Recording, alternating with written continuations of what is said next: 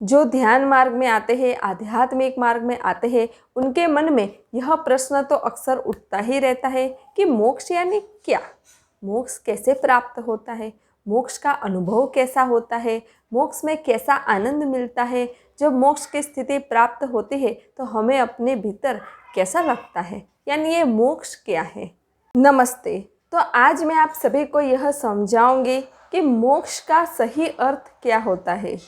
जिन जिन महापुरुषों ने सत्य की खोज की और जो परम तत्व में लीन हो गए, जो परमात्मा के साथ एक रस होकर स्वयं भगवान हो गए, उन्होंने इस स्थिति को अलग अलग नाम कहा। जैसे कि किसी ने इस स्थिति को मोक्ष कहा, किसी ने निर्वाण कहा, किसी ने मुक्ति कहा, किसी ने कैवल्य ज्ञान कहा। यानी स्थिति तो एक ही है, लेकिन उन सभी महापुरुषों ने इस स्थिति को अलग अलग नाम दे दिया। मोक्ष पाना आसान नहीं है, मोक्ष पाना बहुत कठिन है। भगवान बुद्ध ने राजपाट छोड़ दिया और जंगलों में जाकर के ध्यान किया, साधना की, कितनी तपश्चर्या की, तब जाके उनको निर्वाण मिला, यानी उन्हें मोक्ष की प्राप्ति हुई। भगवान महावीर ने कितनी तपश्चर्या की, कितने कष्ट सहन किए, तब जाके भगवान महावीर को कैवल्य ज्ञान हुआ, भगवान महावीर को मोक्ष की प्राप्ति हुई। यानी यह मार्ग आसान नहीं है, यह मार्ग तो बहुत कठिन मार्ग है। मोक्ष की स्थिति में जीव परम आनंद का अनुभव करता है, परम सुख का अनुभव करता है, परम स्वतंत्रता का अनुभव करता है और जीव यह समझ जाता है, उसे यह साक्षात्कार हो जाता है कि वह देह नहीं है, वह आत्म स्वरूप है, वो तो परम चैतन्य स्वरूप आत्मा है। और जब उसे यह साक्षात्कार हो जाता है तब वह एक छोटी सी बूंद जैसे सागर में समाहित हो जाती है। वैसे ही हमारी जो आत्मा है वह परम चेतना में एक रस हो जाती है, परम चेतना के साथ एक तार हो जाती है और वह परमात्मा के साथ जुड़ जाती है। तब जाके उसे ऐसी अद्भुत और दिव्य स्थिति का अनुभव होता है, अद्भुत और दिव्य स्थिति का आनंद मिलता है, जिसे कि मोक्ष कहा गया है, जिसे कि मुक्ति कहा गया है।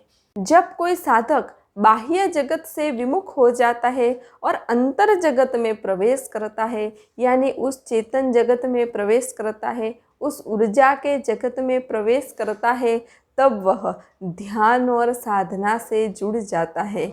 या जब वह ध्यान साधना करने लग जाता है तो उसका प्रवेश अंतर जगत में हो जाता है। फिर वह भीतर उतरने लगता है, फिर उसे भीतर से आनंद आने लगता है, फिर उसे भीतर अच्छा लगने लगता है। उसे बाह्य जगत में अच्छा नहीं लगता, बाह्य जगत में उसे आनंद नहीं आता, अब उसे भीतरी जगत में ही आनंद आता है, अब उसे भीतरी जगत में ही अच्छा लगता है। तब वह ध्यान साधना में इतना मग्न हो जाता है कि ध्यान में भीतर ही भीतर, भीतर ही भीतर उतरता जाता है और फिर उसे ध्यान में छोटी बड़ी अनुभूतियाँ होने लग जाती है। कभी उसे सुगंध का अनुभव होने लगता है, कभी उसे नाद का अनुभव होने लगता है, कभी उसे मीठे मीठे स्वाद मिलने लगते हैं, कभी उसे अपने ही भीतर से दिव्य ऊर्जा की अनुभूति होने लगती है, कभी उसे अपने भीतर से असीम ऊर्जा का आनंद मिलने लगता है और तब जाके उसे अपने भीतरी जगत में बहुत आनंद आने लगता है। तब जाके उसे पता चलता है कि मेरे भीतर भी आनंद है, मेरे भीतर चेतना है, मेरे भीतर ऊर्जा है। जिस आनंद को, जिस सुख को, जिस ऊर्जा को मैं बाहर खोज रहा था, जिस शांति के लिए मैं बाहर भटक रहा था, वो तो मेरे भीतर ही है, ऐसा उस साधक को पता चल जाता है। फिर जब वो ध्यान में और आगे बढ़ने लगता है तो उसे अपने स्वस्वरूप का साक्षात्कार होता है। यानी मैं कौन हूँ? क्या मैं यह शरीर हूँ?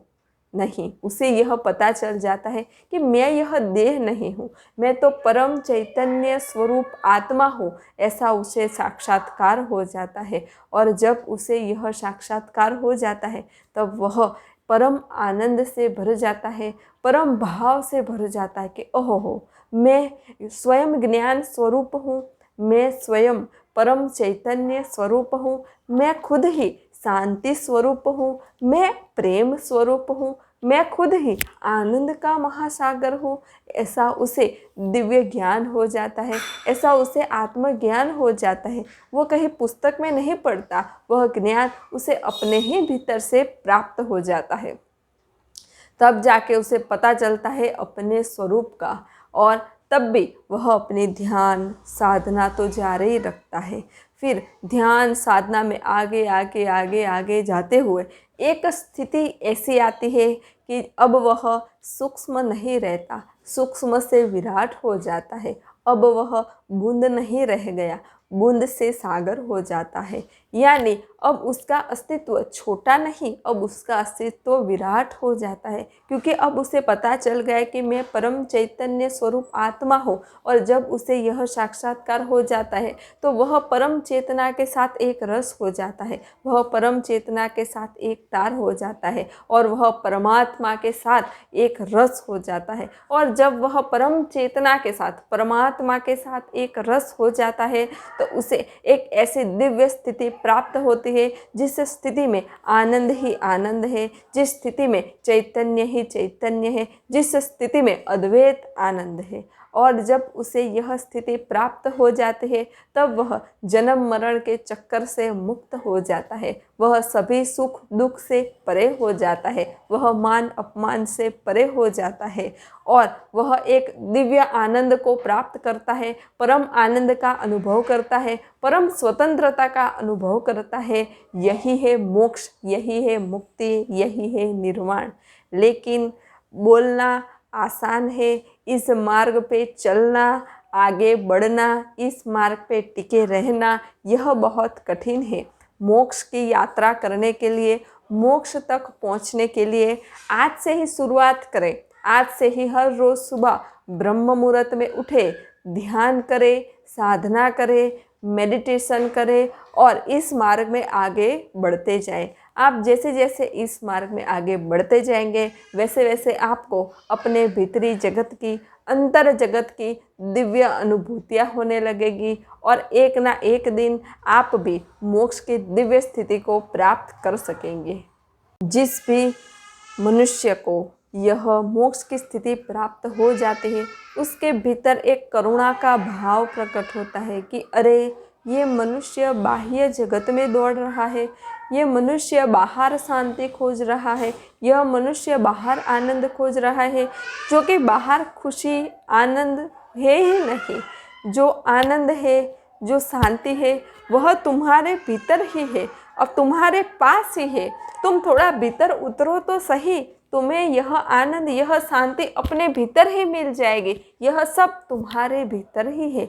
लेकिन यह मनुष्य बाह्य जगत में इतना खोया हुआ है, बाह्य जगत में इतनी उसने दौड़ लगाई हुई है कि उसे अपने भीतर झांकने का, अपने भीतर देखने का समय ही नहीं है, एक मिनट भी नहीं है।